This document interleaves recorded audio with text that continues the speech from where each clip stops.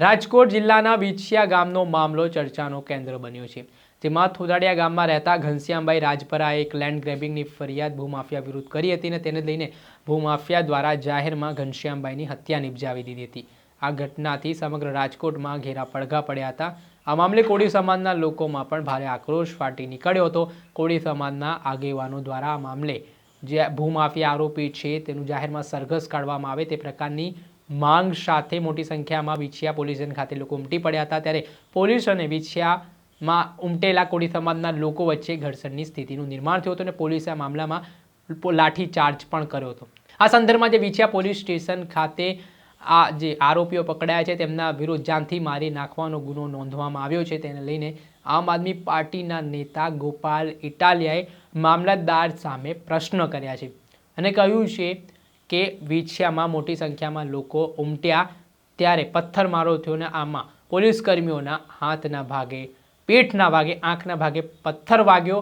તેમાં પણ જાનથી મારી નાખવાના પ્રયાસ અંગેનો ગુનો નોંધ્યો છે। એવો તો કેટલો મોટો ગુનો આ આરોપીઓ દ્વારા કરવામાં આવ્યો છે। સાથે જ રાજકીય નેતાઓના ઇશારે આ એફઆઈઆર થઈ હોય તે પ્રકારના પણ આરોપો આમ આદમી પાર્ટીના નેતા ગોપાલ ઇટાલિયાએ કહ્યા છે અને કહ્યું છે મામલતદારને તતડાવતા તેમણે કે જો આ મામલામાં તમે પણ મૌન સેવીને બેઠા છો તો તમને હું હાઈકોર્ટ સુધી લઈ જઈશ। પહેલા તો ઘટનાને લઈને શું કહી રહ્યા છે આમ આદમી પાર્ટીના નેતા ગોપાલ ઇટાલિયા તે સાંભળેલો। વિછિયામાં જે ઘટના બની એ ઘટનામાં પોલીસે જે કાર્યવાહી કરી છે એ તદ્દન ગેરકાયદેસરની, ગેરવ્યાજબી અને ગેરબંધારણીય છે અને આવી ગેરકાયદેસરની કાર્યવાહી કરી હોવા છતાંય એક્ઝિક્યુટિવ મેજિસ્ટ્રેટ એટલે કે મામલતદારે અત્યાર સુધી કોઈ કાર્યવાહી કરી નથી। એ ગંભીર ગુનો છે। પોલીસે નિર્દોષ માણસો ઉપર 307 લગાવી જાનથી મારી નાખવાની કોશિશનો ગુનો લગાવ્યો। જો તમે એફઆઈઆર વાંચી હશે તો ખબર હશે। પોલીસની એફઆઈઆર મેં વાંચી, એમાં પોલીસે એવું લખ્યું છે કે પીઆઈ ટીબી જાની છે એને જમણા હાથની આંગળીમાં અને કાંડામાં પથ્થર વાગ્યો। એફઆઈઆર પ્રમાણે પીઆઈ વીવી ઓડેદરા છે એને જમણા પગના નળામાં પથ્થર વાગ્યો। પીએસઆઈ સરવૈયા છે એને ડાબા પગના પંજામાં પથ્થર વાગ્યો। પીએસઆઈ ગોહિલ છે એને ડાબા પગના નળામાં પથ્થર વાગ્યો। હેડ કોન્સ્ટેબલ પ્રકાશ નામનો વ્યક્તિ છે એને ડાબા હાથની આંગળીમાં પથ્થર વાગ્યો। મહિલા પોલીસ કોન્સ્ટેબલ સવિતાબેન છે એને ડાબી આંખ પાસે પથ્થર વાગ્યો। જીઆરડી મુકેશ છે એને પીઠમાં વાગ્યો। આ પોલીસના શબ્દો। આ તમામ લોકોને પગમાં અને હાથમાં પથ્થર વાગ્યો તો તમે એક મામલતદાર તરીકે વિચારો કે હાથમાં પથ્થર વાગે માણસ મરી જાય? જાનથી મારવાની માટે ક્યાં મારવું પડે અને શું મારવું પડે? તો પોલીસને નથી ખબર કે આ ખોટું થઈ રહ્યું છે। કોઈને જાનથી મારવો ક્યાં મારવું પડે? પગમાં મારવું પડે, માથામાં મારવું પડે અને પથ્થર મારવો પડે, ધોકો મારવો પડે? આટલી હદે રાજકારણ પ્રેરિત એફઆઈઆર કરી કે આ તમામ પોલીસ એફઆઈઆરમાં એને જ લખ્યું છે કે પગમાં વાગ્યું, હાથમાં વાગ્યું, પગમાં વાગ્યું, હાથમાં વાગ્યું અને 308 લગાવી દીધી નિર્દોષ માણસો ઉપર। પગમાં પથ્થર વાગે માણસ કેવી રીતે મરે? જે ઘટનાથી માણસ મરવાની કોઈ સંભાવના નથી એ ઘટનાને 307 નું સ્વરૂપ આપવું મામલતદાર જોઈ રહ્યા છે તો કોની પાસે ન્યાય માંગવા જવાનું? આખી ઘટનામાં 307 ની કલમ નિર્દોષ માણસો પર પોલીસે લગાવી છે। હું એક્ઝિક્યુટિવ મેજિસ્ટ્રેટ પાસે અપેક્ષા હું લેખિતમાં આપવાનો છું। તમે આની પર શું મોટો કોગ્નિઝન્સ લ્યો। તમારી પાસે મેજિસ્ટ્રેરિયલ પાવર છે તો કઈ ખાલી 151 ની અરજીઓ પર સહી કરવાના જ છે કે 151 આવીને સહી કરી, આવીને સહી કરી, બીજું શું કરશે મેજિસ્ટ્રેટ? અહીંયા પોલીસે ગેરકાયદેસરનો લાઠીચાર્જ કર્યો આપના ધ્યાનમાં સાહેબ? લાઠીચાર્જ કરતા પહેલા એક્ઝિક્યુટિવ મેજિસ્ટ્રેટની પરમિશન લેવી પડે એવું તમારા નોલેજમાં છે? આ ઘટનામાં પોલીસે પરમિશન લીધી છે તમારી? ઓરલી પરમિશન તમારા એક્ઝિક્યુટિવ મેજિસ્ટ્રેટ હાજર જ હતા, ડેપ્યુટ કરેલા જ હતા। એફઆઈઆર માં તો ઉલ્લેખ નથી કે પરમિશન થી લાઠી। જ્યારે કોઈ ઘટના, કાયદાની વાત કરું છું, કે કોઈ ટોળું વિખેરાઈ જવાની સૂચના આપવા પછી પણ ન વિખેરાય અને પોલીસને બળ પ્રયોગ કરવાની જરૂર પડે ત્યારે એક્ઝિક્યુટિવ મેજિસ્ટ્રેટની પરવાનગીથી બળ પ્રયોગ કરવો। લાઠીચાર્જ કર્યો, ગાડીઓ તોડી નાખી, તમારી પરમિશનનો એફઆઈઆર માં ઉલ્લેખ નથી। પોલીસ તો રાજકીય હાથો બને છે, કાલે તમારા હાઈકોર્ટમાં જવાબ આપવો પડશે। આ અમરેલીની ઘટના બની, 3 નિર્દોષ નાના પોલીસ વાળાને સૂળીએ ચડાવ્યા, મોટા માછલા બચાવી લીધા। કાલ તમે ડીએમ ના કહેવાથી, કોઈ સરકારના કહેવાથી તમે ખોટું કરશો તો આ કેટલું વ્યાજબી છે? તમારી જવાબદારી શું મોટો કોગ્નિઝન્સ લેવાની છે અને પોલીસે જે દમન કર્યું છે એની ઉપર કાર્યવાહી કરવાની તમારી જવાબદારી છે જે તમે કર્યું નથી. પોલીસે નિર્દોષ લોકોની ગાડીઓ તોડ નાખી. ગાડીઓએ કયો ગુનો કર્યો? સીસીટીવી દેખાય છે, આમ દંડા મારી મારીને તોડી નાખે છે. તો એ વ્યાજબી છે? તમે કયો મને વ્યાજબી છે? વ્યાજબી છે? બરાબર છે, પણ હવે એ તો જે થાય સમય સંજોગ ઉભી છે. અરે સમય સંજોગ તો શું માથું આજે મને ઉશ્કેરાટ આવી જાય, હું ટેબલ ઉપર હાથ પછાડીને કાચ તોડ નાખું તો વ્યાજબી છે? તમે એને વ્યાજબી માનશો તો હું તોડ નાખું કાચ. બરાબર. તો પોલીસે ગાડી શું કામ તોડ નાખી? સમય સંજોગ તો કાયદાનું પાલન પોલીસ નહીં કરે કોણ કરશે? અને હું સૌથી ગંભીર પ્રશ્ન તરફ તમારું ધ્યાન દોરું. તમારે આનું લેખિતમાં કાર્યવાહી કરવી પડશે. હું તમને હાઈકોર્ટમાં ઉભા રાખીશ. હું કહી દઉં છું, પોલીસ ભલે કોંચીભાઈનો હાથો બને, તમારે જવાબ આપવા પડશે.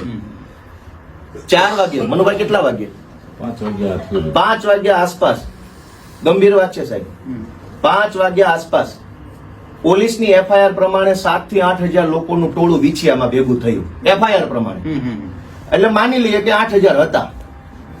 8,000 માણસો કેટલી વારમાં ભેગા થઈ શકે? 1 મિનિટમાં, 10 મિનિટમાં, 1 કલાકમાં? આવડી મોટી પોલીસનું આઈબી તંત્ર શું કરતું હતું? એમને ખબર પડી આઈબી ને કે વિછિયામાં 8,000 લોકો આવવાના છે, નાકાબંધી કેમ ન કરી? પહેલો માણસ આવ્યો, 5મો આવ્યો, 50મો આવ્યો, 150મો વ્યક્તિ આવ્યો ત્યારે તો પોલીસે એલર્ટ થઈ જવાનું હતું અને વિછિયા આવતા તમામ રસ્તાઓ નાકાબંધી કરી લેવાના હતા જેથી કરીને બહારનો કોઈ માણસ આવી ન શકે. તો પોલીસે શું કામ ભેગા થવા દીધા? 8,000 માણસો ભેગા થવામાં 3 કલાક લાગે. કોઈ ગામડેથી આવે, કોઈ અહીંથી આવે, કોઈ બજારમાંથી આવે, કોઈ કારખાનેથી આવે. પોલીસે ઈરાદાપૂર્વક ભેગા થવા દીધા અને પોલીસે તે લો એન્ડ ઓર્ડરની વ્યવસ્થા બગડે એવી કોશિશ કરી છે, છતાં મામલતદાર ચૂપ છે.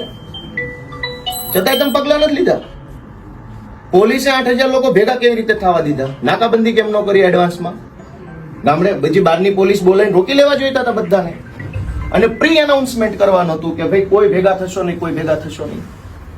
પોલીસની સ્પષ્ટ બેદરકારી અને ગુનાહિત પ્રવૃત્તિ હોવા છતાં એક્ઝિક્યુટિવ મેજિસ્ટ્રેટ છે એ ચૂપ બેઠા છે. બીજી વાત કે જે ઘનશ્યામભાઈ રાજપરાની હત્યા થઈ પછી પોલીસે મોટા અધિકારીઓ સુરેન્દ્રનગરથી કોઈ એસપી બધાએ ગેરકાનૂની બાહેધરી આપી કે અમે સરઘસ કાઢશું. આવી બાહેધરી કયા આધારે આપી પોલીસે? અને એ વાત લોકોમાં ફેલાઈ ગઈ. લોકોને ખબર પડી ગઈ પોલીસે ગેરકાયદેસર રીતે સરઘસ કાઢવાનું કીધું છે એટલે તો લોકો આવ્યા ને. નહીં તો પોલીસના મનની વાત જનતાને કેવી રીતે ખબર પડી ગઈ? અચાનક 8,000 લોકો ક્યાંથી આવી ગયા? 8,000 લોકોને એડવાન્સમાં પોલીસના મનની વાત ખબર પડી ગઈ. પોલીસે કીધું બધાને કે અમે સરઘસ કાઢશું એટલે તો લોકો ત્યાં આવ્યા હશે. તો પોલીસે આવી વાત શું કામ કરી? અને કોણ એને પ્રશ્ન પૂછશે? પોલીસને એક્ઝિક્યુટિવ મેજિસ્ટ્રેટ નહીં પૂછે ક્યાં જવાનું? અને બધા જો ભાજપના હાથા બનીને બેઠા હશે તો કલ્યાણ થઈ ગયું ભારતનું. એટલે મારી સાહેબ સ્પષ્ટ શબ્દોમાં એક વકીલ તરીકે, કોઈ હું રાજકીય બિન રાજકીય વાત નહીં, હું વકીલ તરીકે કહેવા આવ્યો છું કે આ તમારી જવાબદારી છે. તમે મામલતદાર મેન્યુઅલ વાંચ્યું છે, હું એનું આખું પ્રકરણ વાંચીને અત્યારે તમારે અમે વાત કરું છું. તમારી પાસે જે પાવર છે એનો ઉપયોગ કરો. ખાલી 151માં સહીઓ કરવા પૂરતો નથી. પોલીસ આવા ખોટી રીતે ગાડીઓ તોડી નાખે, નિર્દોષ માણસોને એરેસ્ટ કરી લે, હજુ ગામડે ગામડે ફરીને એરેસ્ટ કરવાની કોશિશ કરે છે નિર્દોષ માણસોને. તો ના કોણ પાડશે એને? તમે મને જવાબ આપો, કોણ ના પાડશે? એના માટે ડીએસપી સાહેબને, કલેક્ટર, જિલ્લા મેજિસ્ટ્રેટ સાહેબને બધાની મિટિંગ થઈ ગઈ છે અહીંયા. એ રીતે સાહેબે એકને સૂચના આપી છે કે ખોટી રીતે હજુ ગામડામાં જાય છે, જે બેસણામાં આવે છે એને પોલીસ એરેસ્ટ કરે છે. તો મરી જાય કોઈ માણસ, બેસણામાં સાહેબ નહીં આવવાનું. હિન્દુત્વની વાતો થાય, જ્યાં દીકરો મરી ગયો હિન્દુનો છે, આપણે હિન્દુ છીએ, હિન્દુ પરંપરા પ્રમાણે બેસણું થાય, બેસણામાં આવે ને પોલીસ પકડી લે. તો હિન્દુ છો કે પાકિસ્તાની છો?